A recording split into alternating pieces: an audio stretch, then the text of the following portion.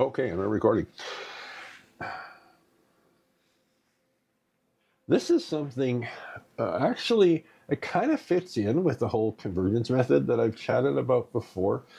And I think I've even touched on it maybe before in the classes, but this is a little bit more just a formal and a focusing in on one aspect of it is often when we initially start on our spiritual journey, understanding usually precedes the experience. So we're learning about new things. Maybe we go to a class, maybe we're reading, maybe we're watching something on the web or something like that. We get an understanding, we get some information, and then we apply it, and then we experience that in our experience. And then what I find is as you grow and mature, there comes a point where that, not like that disappears, but I find more and more and more our experience precedes our understanding. And what I mean by that is our experience starts to change, starts to evolve, starts to grow, but we have no clue like how or maybe why or what direction we're going. You see, in the beginning, when understanding precedes experience, is you've got the understanding, your path is kind of charted out, this is kind of what you can expect, then you apply it, and you see it manifest in your experience. But I find there comes that point in time, it's kind of like a teeter-totter, I suppose, right? So in the beginning, this is understanding and this is experience. And so you got a lot of understanding, and then the experience kind of does this, and then it balances out. And I find then there comes that point in time, though, is that reverses, and the experience appears, and the understanding is still down here, right? And often, again, we go, it's like things are changing, or we're seeing things change, but we don't have any understanding of why it is, or maybe even how it is, and especially the direction that it's going. You see, us humans, I find we don't have a whole lot of problem with going through difficulties and challenges and stuff like that if we can see, like the gold at the end of the rainbow, right? The pot of gold at the end of the rainbow. If we can see what we're going to receive, what we're going to earn, the reward, if you will, then I mean, we might not like it, but we can go through challenges and difficulties to get there.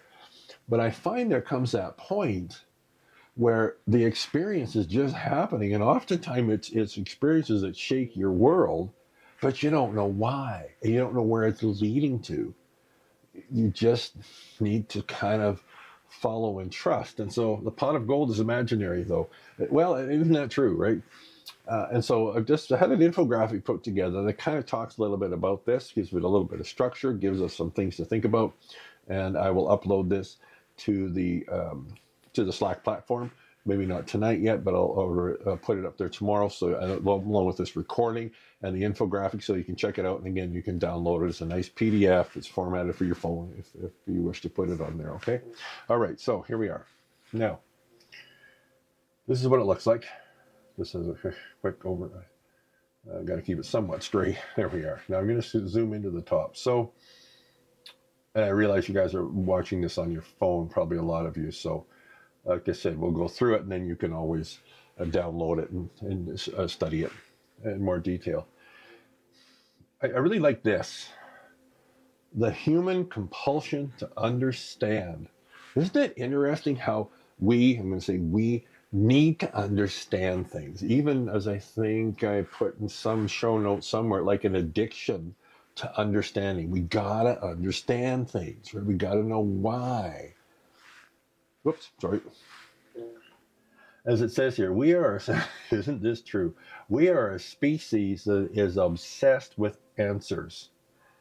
It's essential. It's a drive that's essential for science, but becomes an obstacle for conscious expansion, right? Like we need to have the answers, right? We can't have a question without the answer. And then, of course, it kind of flows down to this. And modern life creates this addiction to answers. It's conditioned for instant information. Not knowing feels threatening. And I think that's the thing is, Just when I'm teaching, guys, I'm noticing the comments, but I'll just kind of wait till the end um, to uh, to address them or comment on them and things like that, just to keep the flow going. And I think that's the thing. We, as it says here, the not knowing just freaks us out, right? Or as it says here, not unaccurately, feels threatening, right? Like, where am I going? And especially, and it talks about it here, especially when those experiences. Oh, for sure, James. Yeah, I'll hop. And what I'll do, James, is, like I said, hop on, go to the website and join our Slack platform, and you'll be able to download the PDF so you can zoom in and browse it at length. Um, so what I'll do is I'll talk about it and I'll bring it back up here in a second. So that not knowing feels really threatening. We need to know all this stuff, right? And here, you know what? I'm going to zoom in just like, there we go, there. And it's interesting that the cultural conditioning reinforces. Hey, no worries, James. I'll just leave it up then for now. Reinforces this need. Like, education rewards quick, correct answers and teaches us. I love this, that not knowing is a problem, right? We've been taught that, again, we need to study, we need to know, we need to have the answers, all these type of things, right? I'm just going to zoom out and then I'll zoom in on another portion, but just so you can see it there, right? But what happens is, sorry, hold on here. So then, as it says, why logic fails in spirituality. Sorry, guys, I'm making you dizzy. I'll go down here and then I'll zoom in like that. There we go. So when we're having the experience before the understanding, this is, as it says here, is very much non-linear. It's not step, step, step, step, right? It's difficult because my mind loves to ponder and problem solve. And you see, I'm just going to shut this. I'm going to leave it there so you can see it. And that's the thing. Not that there's anything wrong with that. It's just that's a tool for one aspect. But then comes that spot where that tool just doesn't apply to this. And I totally get it because I do the same thing, Zealing, 100%. So the effects, I love this. The effects may appear before the causes, defying simple cause and effect logic. I'll just leave this up because then you guys can read it. That's a good idea. Thanks, James, for mentioning that. Is that is again, we have the experience, but we don't have this understanding to understand it, as we talked about up in that other corner there, right? I won't slide it around too much so I don't give you guys headaches. And it's often paradoxical, right? That the truth, this is so true, the truth may contain contradictions that cannot be resolved through analysis. But you're right, Z-Link. We've been so conditioned to analyze, to understand, to be able to put in a flow chart, to be able to, do all these kind of things with it. But there comes that point in time where you're going to have these growth experiences that it's like a paradox. It just doesn't fit. And this is a big one here, is right here. The experiences may not fit into any existing framework or belief system. Right? I'm just going to turn this off for a sec. It's not uncommon that we're led into these experiences that will contradict our existing belief system, existing absolutes, even society's absolute, even society's definition of, if you will, right and wrong. And at least initially, and I think sometimes not even initially, because again, this fits in with the whole feminine energy thing. As we're rising up and creating this new community, these other structures, it threatens them.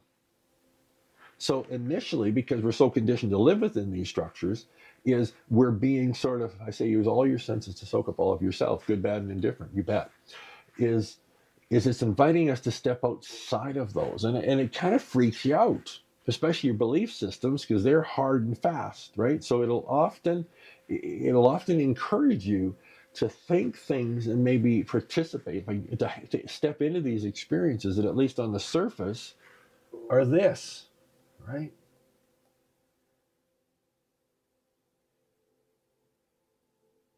And some truths, and we'll go here, sorry. The central paradox of seeking. And here's the thing, and I know, hey, it's all good. Phoenix, just carry on, you bet. Um, the central paradox of seeking is the more we try to grasp these spiritual understandings, the more it eludes us, at least initially.